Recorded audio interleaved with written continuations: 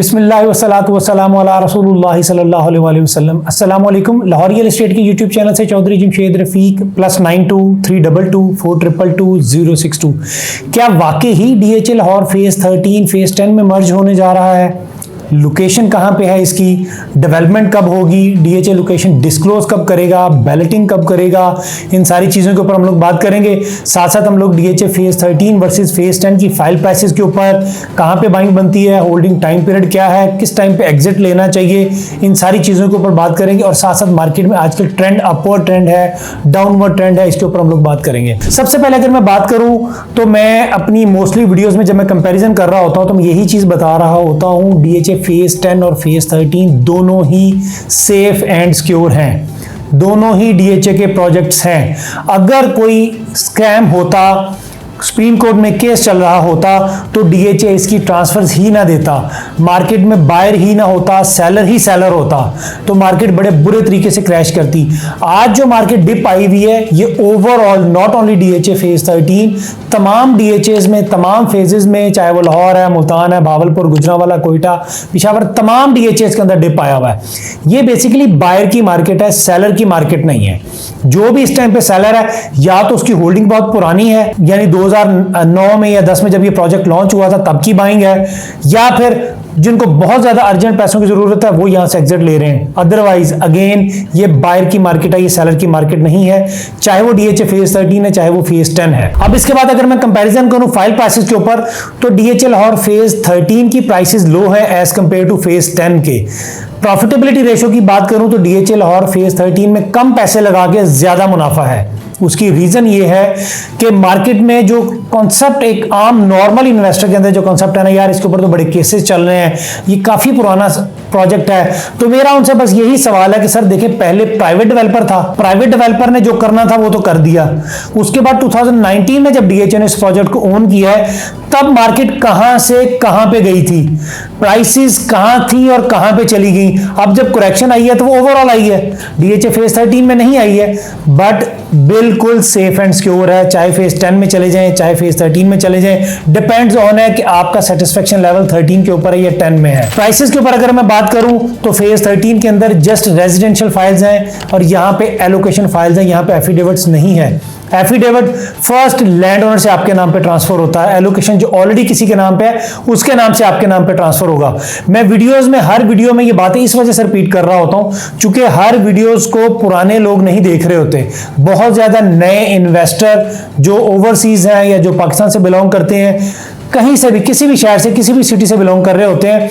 एक जारी सी बात है ना, जब एक बंदे के पास पैसा आता है वो सर्चिंग तो करता है ना, कोई ना कोई फेस करेगा, कोई ना कोई चीज सर्च करेगा तो उसके पास नई चीज सामने आ जाएगी। तो जारी सी बात है, इसलिए फिर हमें बार बार वीडियोस के अंदर कुछ पुरानी बातें अपडेट करना पड़ती हैं ताकि उनके बहुत ज्यादा सवालों के जवाब उनको वीडियोस के अंदर मिल जाए। हाँ, वो डायरेक्टली हमें कॉल भी कर सकते हैं।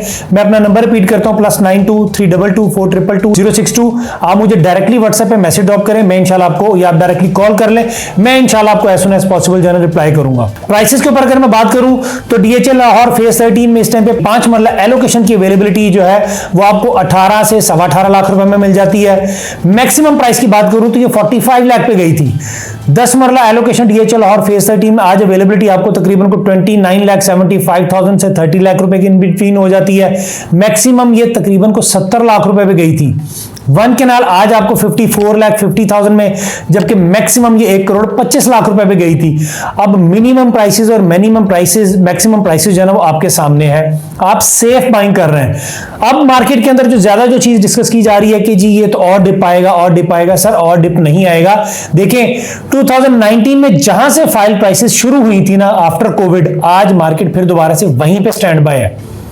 तो ये बायर की मार्केट है। होल्डिंग टाइम पीरियड आप अपना 2 से 3 साल का कंसीडर करेंगे, इंशाल्लाह आपको 80 to 90% गेन इसमें जरूर मिलेगा। इसके बाद अगर मैं बात करूं DHA और फेज 10 की तो फेज 10 में आपको एफिडेविट्स और एलोकेशन दोनों की अवेलेबिलिटी है, रेजिडेंशियल प्लस कमर्शियल दोनों की अवेलेबिलिटी है। प्राइसेस के ऊपर मैं बात करूं तो 5 मरला एलोकेशन इस टाइम पे आपको हार्ड टू फाइंड होगा, तकरीबन को 27.5 लाख रुपए में, या कह सकते हैं 27 से 27.5 लाख रुपए के अंदर। एफिडेविट आपको 5 मरला 28 लाख रुपए में, 8 मरला की अवेलेबिलिटी इस टाइम पे 40 to 41 लाख रुपए की इसके इन बिटवीन है। एलोकेशन इस टाइम पे रेयर अवेलेबिलिटी है। 10 मरला एलोकेशन की अवेलेबिलिटी इस टाइम पे 47 से 47.5 लाख रुपए, जबकि एफिडेविट आपको 49 लाख में। 1 कनाल की बात करूं तो 1 कनाल इस टाइम पे तकरीबन को 74,50,000 से 75 लाख के इन बिटवीन, और एफिडेविट की अवेलेबिलिटी तकरीबन को 83 लाख से 84 लाख के इन बिटवीन है। 2 कनाल की मैं बात करूं जो कि हॉट केक है, इस टाइम पे मस्ट बाइंग है, स्ट्रांगली रिकमेंडेड है, हॉट केक है, चूंकि इसकी लोकेशन आपकी 100% अच्छी निकलने के चांसेस हैं। इस टाइम पे अवेलेबिलिटी जस्ट एफिडेविट्स है 1 करोड़ 85 लाख रुपए में। 4 मरला कमर्शियल की मैं बात करूं तो इस टाइम पे एफिडेविट की अवेलेबिलिटी तकरीबन को 1 करोड़ 29 लाख रुपए से लेके 1 करोड़ 30 लाख रुपए के इन बिटवीन है। एलोकेशन की इस टाइम पे अवेलेबिलिटी हार्ड टू फाइंड है। फेज 10 के अंदर एलोकेशन की अवेलेबिलिटी क्यों नहीं है? उसकी रीजन ये है कि लोगों की बाइंग प्राइस बहुत ज्यादा हाई थी, इस वजह से इस टाइम पे बहुत रेयर अवेलेबिलिटी आती है एलोकेशंस की। चूंकि देखें 4 लाख 5 लाख 10 लाख रुपए लॉस तो बियर हो जाता है, 0.5% करोड़ रुपए वाली चीज इस टाइम पे 50 लाख रुपए पे आई हुई है, 50 लाख रुपए वाली फाइल इस टाइम पे 25 लाख रुपए पे आई हुई है।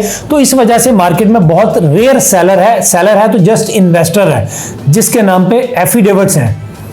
तो इस वजह से लाहौर रियल एस्टेट बार बार आपको रिकमेंड करती है कि ये बायर की मार्केट है, ये सेलर की मार्केट नहीं है। होल्डिंग टाइम पीरियड आपका 2 से 3 साल का है। अब अगर मैं बात करूं क्या वाकई ही डीएचए लाहौर फेज 13 फेज 10 में मर्ज हो रहा है, ये मार्केट की रूमर्स हैं। डीएचए के एंड से कोई भी ऐसा ऑफिशियल अनाउंसमेंट नहीं है कि डीएचए लाहौर फेज 13 फेज 10 में मर्ज हो रहा है। अगर फ्यूचर में होगा तो डीएचए इसका ऑफिशियली अनाउंसमेंट जरूर करेगा। हाँ, अगर मैं इसका कंपैरिजन करूं, लेट सपोज अगर डीएचए इसको मर्ज कर भी देता है तो ये पॉजिटिव साइन है, ये नेगेटिव साइन नहीं है। चूंकि 5 मरला डीएचए लाहौर फेज 13 के अंदर आपको अवेलेबिलिटी 18 लाख रुपए में, फेज 10 के अंदर 5 मरला आपको तकरीबन को 28 लाख रुपए में, तो देखें 10 लाख रुपए का डिफरेंस है। इसी तरीके से तमाम साइजेस के ऊपर अच्छा खासा डिफरेंस है। आपकी तो मार्केट एप्रिशिएट होगी, प्राइसेस एप्रिशिएट होंगी, तो इसमें आपके ऊपर कोई नेगेटिव चीज नहीं है कि जी वो मर्ज होगा और मर्जिंग फीस डीएचए लेगा। ऐसा बिल्कुल भी नहीं है कि डीएचए को मर्जिंग फीस लेगा, या फिर डीएचए आप 5 मरला दे रहे हैं तो डीएचए आपको 4 मरला दे देगा, ऐसा कुछ भी नहीं है।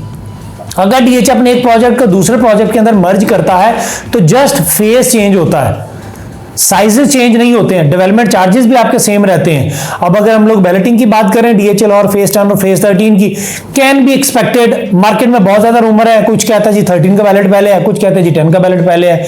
तो डीएचए के एंड से कोई भी ऐसा ऑफिशियल अनाउंसमेंट नहीं है। लेट सपोज अगर डीएचए पहले भी बैलेट कर देता है, 10 के अंदर मर्ज करके ही डीएचए बैलेट करता है, तो मार्केट में एप्रिसिएशन तब भी होगी। Balloting time period can be expected with in 2 years, not more than that. क्योंकि और DHA phase 9 prism with in 6 month के अंदर ओवरऑल डीएचए फेज 9 प्रिज्म का पोजीशन दे देगा। उसके बाद फिर मार्केट में कोई ऐसी चीज तो है नहीं कि डीएचए जिसको लॉन्च करेगा, तो मार्केट में इन रहने के लिए डीएचए का अगले फेज का बैलेट ही है। जी व्यूअर्स, ये तो थी सारी डिटेल्स डीएचए लाहौर फेज 10 और फेज 13 की फाइल प्राइसेस के ऊपर। मैं प्रॉपर फाइल्स के अंदर डील कर रहा हूं, तमाम फेजेस के अंदर, स्पेशली डीएचए के फेजेस के अंदर, फाइल्स के अंदर, प्लॉट्स के अंदर आपको कोई भी असेसमेंट चाहिए हो, आप बाइंग करना चाह रहे हो, सेलिंग करना चाह रहे हो, आप एनी टाइम मुझे कॉल कर सकते हैं। मैं अपना नंबर रिपीट कर देता हूँ, +92 322 422 062। अपना बहुत बहुत ख्याल रखिएगा। Thank you so much. अल्लाह हाफिज़, फी मान अल्लाह। But do like and subscribe Lahore real estate.